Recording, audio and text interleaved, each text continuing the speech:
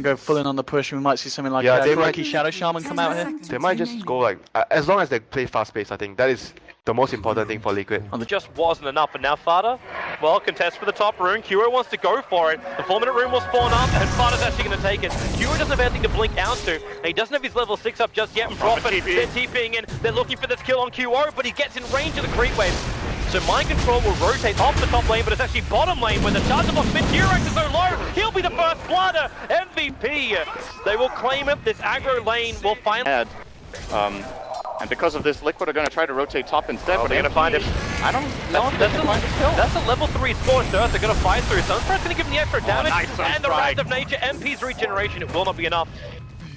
Then you're right, that really took everything. Kill heavy. Oh, real trouble. Sunstrike, this time it will actually connect. Kuro, he can blink away to the back line. Mind Control gets the sprout up. Kuro, he can't get out with a cycling dagger. Yes, he can. He's in the tree line. Febby now being cold snapped up. The rest of Liquid focusing on the Juggernaut. There's nothing Dubik can do apart from trying to attempt to body block this down. But now he takes the damage and Team Liquid. Is it too deep? You're going underneath the tier 2 towers. Kuro slowing up Durex. He doesn't have Snowball. The damage from the tower is going to be too much. He very fires. He'll stay alive, but Kuro back in for the fight. Living armor cannot protect it. Kuro was able to penetrate it. Now the Doom will also come in. Fada, that's not the ones you want to see die for Team Liquid fans. Mind Control sprouts up, but he's locked himself in with the Doombringer. Kuro's right behind another cycling dagger. Slow him up. The tree is trying to come up to body block in, but they will not be there in time.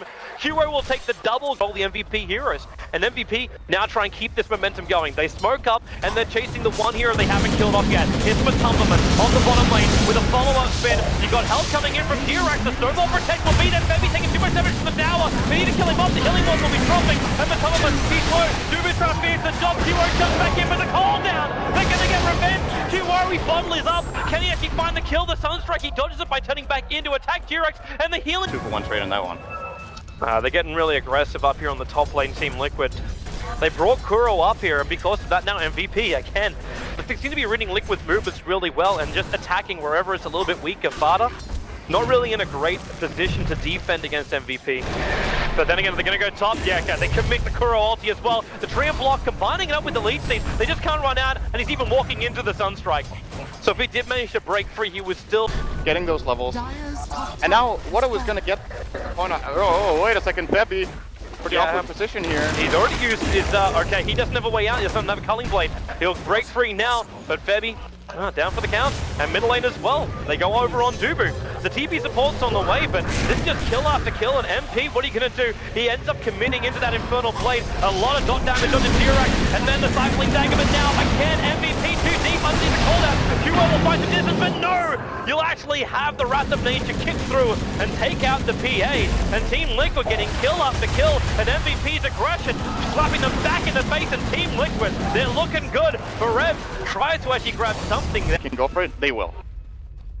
Interesting item choice coming up from Sparta. It looks like he's building in for a Rod of Atos. Kuro, okay, weird position. This is the big smoke, and Kuro needs to get back out, but they've done him up completely. And Kuro, yeah, he will go down. But Thompson took the rest of the MVP attack, but they just don't have enough to kill him off. But Thompson just catches that perfectly with the help of the rest of Team Liquid. MVP smoking. They still have a resummon. But Team Liquid are not giving an opportunity for MVP. If MVP are going to go, they have to jump in deep, and this will bring him in range with the cooldown, not to mention the rest of the ultimates. Kuro's control, that ban, it will go down to the Wrath of Nature. The cooldown perfectly on top of MP. He's going to drop.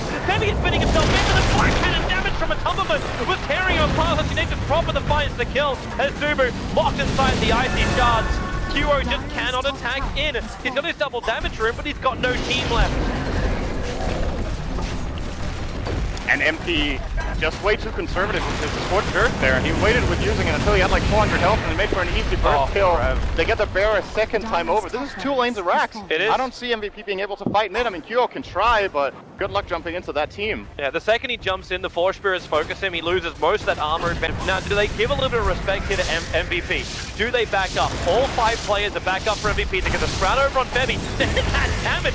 Mind Control pumping out just a physical damage. Ripping through the Juggernaut. Spin does not protect in this game. In fact, almost hinders the Juggernaut more. And QO, like, you can't stay on the back line any further. Cycling Dagger's doing nothing. They do momentumers, they don't at least have to deal with the cooldown, but they need to find a way to capitalize here, MVP, if they're going to keep themselves alive in this game. So they sprout up, there's a jump forward, Forev's there. He's basically a bear, doing absolutely nothing, no cause. QO is down, and GG! The call will come down. Team Liquid. They took 2 critical fights against MVP, and after that, it was just a means to an end. MVP will lose game 1, an advantage draft, a good start, but they just couldn't hold momentum since. Yeah, there were a couple of moments in that game that, you know, when the draft is like this, and Liquid have obviously a lineup they're extremely comfortable with. They have great fighting potential. They have an offlane prophet, like the panel pointed out, that can join the fights. It's so important for MVP that not only do they get a good start in the lanes, but they also need to transition into meaningful items and meaningful experience, basically. Yep. And I've said it a lot, but